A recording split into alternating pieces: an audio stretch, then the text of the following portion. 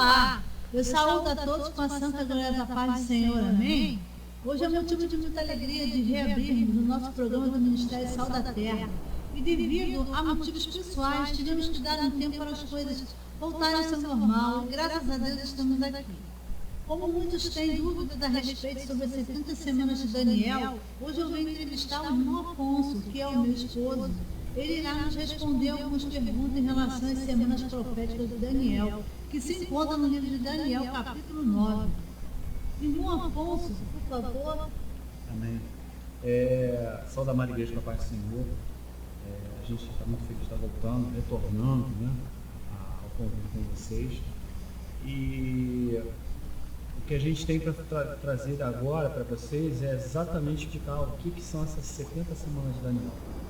Um assunto muito pouco falado nas igrejas, eu acho que deveria ser dado mais ênfase a isso, né? Para as pessoas saberem o que é o arrebatamento, tudo que já se passou, o que vai se passar, para saber que, ficar mais ligado ainda, para saber que Jesus já está às portas. Essas 70 semanas de Daniel declara, que mostra que já está muito próximo a vinda do Senhor Jesus. Amém?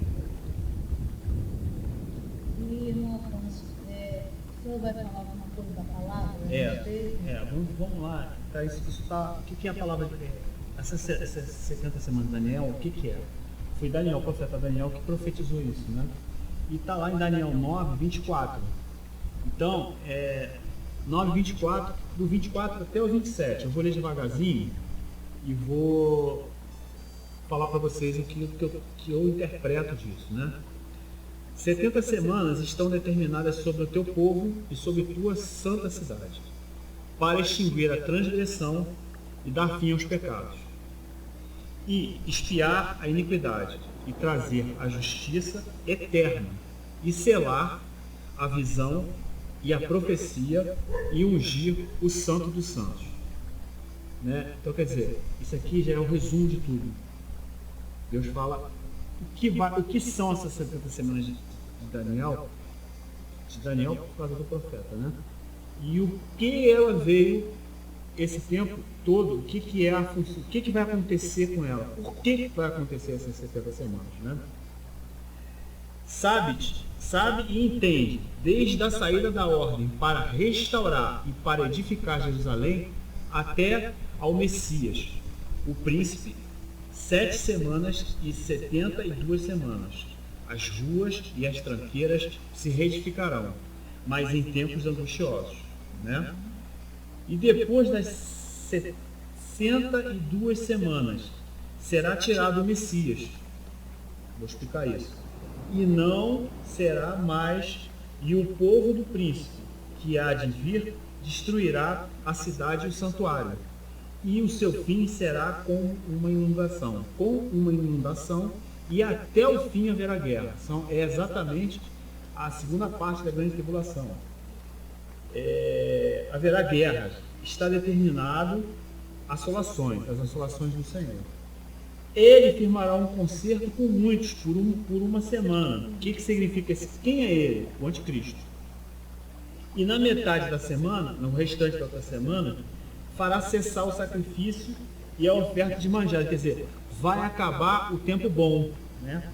E sobre a asa da abominação virá o assolador. Aí sim ele vai se mostrar e vai te dizer quem realmente ele é, né? E isso até a consumação, ou seja, até o final, no restante dos 3 anos e meio, ele fala aqui da consumação. E o que está determinado será derramado sobre o assolador, que a gente vai comentar o que vai acontecer com o anticristo e com a besta. Amém? Então, irmão Afonso, vamos começar as perguntas, né? Amém. E eu gostaria de ver sobre essas 70 semanas de Daniel, segundo a palavra de Deus, o Senhor veio me falar, né, sobre essas 70 semanas. E desse foi falado agora na palavra, né? Amém. O que acontece? Essas 70 semanas, cada semana, na vida real, a gente tem um dia. Então, ou seja, um dia, são 7 dias que formam uma semana, né? Para Deus, no caso, uma semana são 7 anos.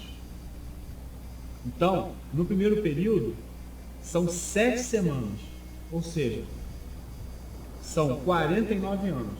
Então, cada semana são 7 anos. A semana são de cada caso, são 7, uma semana são 7 dias. Cada dia, um ano. Ok? O segundo período são 62 semanas, são 434 anos. E o terceiro período, uma semana só, que são os 7 anos, que até foi falado aqui na palavra. Interessante, né? E nesse primeiro período que o senhor citou, de 7 semanas, que é igual a 49 anos, quando começa o período? Ele foi falado aqui, o que aconteceu? A Jerusalém foi destruída, as muralhas de Jerusalém foram destruídas. E daí, o rei Ataxerxes, ele pediu, né, para as pessoas reconstruírem. E demorou-se 49 anos para serem refeitas essas muralhas de Jerusalém. Que lá, isso aconteceu lá em Neemias, né? Neemias 2, versículo 1 ao 8. Ele finda a construção do término da construção da cidade. Ela foi destruída, não só as muralhas, várias outras coisas da cidade foram destruídas. E aí demorou-se 49 anos para que o povo reconstruísse a cidade. E nesse segundo período de 62 semanas, que foi falado que é igual a 134 anos, né? Quando começa a terminar? Bom, começa lá no término da construção, e vai até quando o Senhor Jesus, ele morre, ressuscita, no terceiro dia ele ressuscita no terceiro dia, vai ter depois com os apóstolos, tem as aparições, ele vai ter com os apóstolos, ele faz a última ceia, né, com os apóstolos, né, e depois dessa última ceia, ele vai e avisa que ele vai voltar para o Pai para preparar a cidade para nós, um lugar para nós, e vai deixar o Consolador. No momento que ele vai assunto o céu, ali findam os 434 anos. E nós estamos no tempo da graça. A partir dali em diante, a gente vive esse tempo da graça até acontecer a última semana, que é o que a gente está aguardando, né? Aguardando não por causa do anticristo, não por causa disso, mas sim porque nesse desenrolar desses 7 anos, os últimos 7 anos, vai acontecer o arrebatamento da igreja.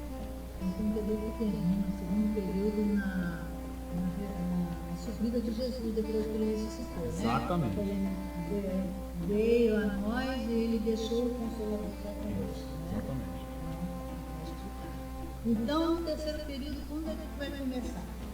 Bom, a palavra de Deus diz lá em Daniel 9, 27, que vai haver um tratado, né? Ou seja, vai haver um tratado ou aliança mundial. A gente está esperando, já aguardando isso, que vai acontecer esse tratado.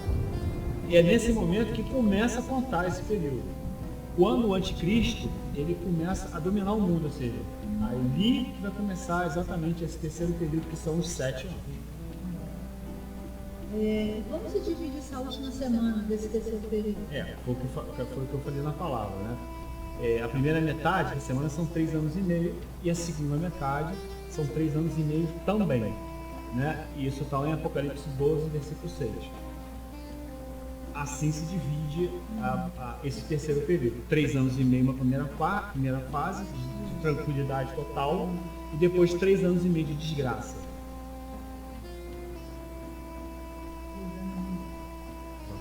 E aí, uns 3 anos e meio, mais 3 anos e meio. Vamos 7 anos. E nessa primeira metade da última semana, o que aconteceu? Esses primeiros 3 anos e meio, surgimento do anticristo, né? Paz mundial, os salvos vão saber que ele é o anticristo, porque vai ser uma coisa global, não vai ser uma coisa localizada, vai ser uma coisa global, né? E as pessoas vão até achar, vão enganar, né? Vão enganar, inclusive até os próprios judeus. Os judeus vão achar até que ele realmente é o próprio Cristo. Ele vai enganar os judeus, né? E ele vai ser um ditador mundial. E haverá aqui paz simulada, quer dizer, as pessoas vão achar que está tudo tranquilo, não vai ter mais guerra, quer dizer, achar que é o mundo encantado ao divino. Ok, né? E o anticristo vai dominar. Ele é poderoso, milagroso, sinais e prodígios, fogo do céu, curas e tudo mais, sorte de sinais falsos, né? E o que vai acontecer? o Senhor vai enviar duas testemunhas. Isso está lá em Apocalipse 11, versículo 1 e o 4, que vão profetizar vão entregar recados do Senhor durante 3 anos e meio. Eles vão estar profetizando nesta primeira metade dessa última semana, que são os 3 anos e meio. E na segunda metade, o que vai acontecer? A segunda metade, o que vai acontecer? Depois de passar esse tempo da bonança, né? A gente vai achar que está maravilhoso, tudo maravilhoso. Ele vai botar as linhas dele de fora. Aí ele realmente vai se manifestar e vai dizer para que ele veio, né? Por que ele está ali. E, quer dizer, tem 3 correntes escatológicas. Uma primeira corrente escatológica diz que a gente não vai ver isso. Como eu já vi até o Silas Malafaia falar isso. Segunda linha escatológica vai acontecer nessa confusão dele mostrar quem ele é, aí o Senhor vai e arrebata a igreja. E tem uma terceira linha escatológica que vai dizer que ainda a igreja vai viver a grande tribulação, vai ser no meio da grande tribulação que o Senhor vai recolher a igreja. Então, por Apocalipse ser um livro, e a semana de Daniel também, essas 70 semanas de Daniel, ser uma coisa muito interpretativa, abre brecha para as pessoas pensarem dessa forma. Nós vamos trabalhar com a segunda opção, ou seja, quando o anticristo botar as linhas de fora, o Senhor vai vir e vai arrebatar a igreja, né? Okay? Segundo a segunda linha escatológica, porque cabe lembrar o seguinte: ninguém sabe a hora, nem o momento, nem o dia, nem nada. O Senhor vai vir, nem os anjos sabem, nem Jesus sabe, nem o Filho sabe. O Senhor vai vir que nem um ladrão. Ele está sentado ao lado do Pai, e o Pai vai falar assim: filho, vai e traz a minha igreja. Aí é a hora da bênção. E quem estiver preparado vai receber a bênção. Aleluia, glória a Jesus. E quem seria o anticristo? E as características dele? Como seria? Bom, quem seria, eu não sei, né? Eu sei que ele vai ser um ditador, né? Ele vai estabelecer o culto satânico, vai ter poder diabólico. Ele será ajudado pela segunda besta, que é o falso profeta. E, quer dizer, toda a terra vai achar que ele é o próprio Cristo, inclusive até enganar os próprios judeus. Os judeus vão ser enganados pelo anticristo, eles vão achar que ele é o Cristo, né? E nessa fase vão aparecer as duas testemunhas do Senhor, ok? Nessa primeira fase, né?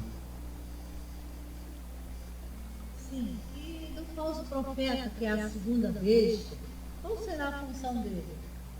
Bom, ele é o ajudador do anticristo. Então, quer dizer, ele veio para falar para as pessoas que as pessoas vão ter que adorar o anticristo. Inclusive, vai ser criado uma imagem para ele. E, para acabar de fechar o pacote, como diz um amigo meu, o próprio Satanás vai invadir essa imagem. E ele vai falar na imagem, a imagem vai falar. Então, basicamente para poder as pessoas saberem que realmente tem poder sobre os filhos dele, que sobre minha vida não tem, em nome de Jesus, né? Então vai cair fogo do céu, né? Ele vai ter poder sobre os crentes, porque os crentes que não forem arrebatados vão estar debaixo do jugo dele lá, né? Claro que a salvação não se perde. Se você não se dobrar, se você adorar, perdeu. Agora, se não adorar, você vai ser morto, vai ser decapitado, vai sofrer, não vai ter a marca da besta. Agora, e a outra coisa que é interessantíssima e importantíssima é que quem não for arrebatado não vai ter os galardões, vai ser salvo, mas ele não vai receber os seus galardões. Né? Ainda tem essa chance. Deus é tão maravilhoso que ele ainda dá chance. Você vai morrer pela dor. Né? E nessa segunda metade, como eu comentei, vai aparecer as duas testemunhas do Senhor, que vão profetizar durante 3 anos e meio. Primeira metade. Na primeira metade.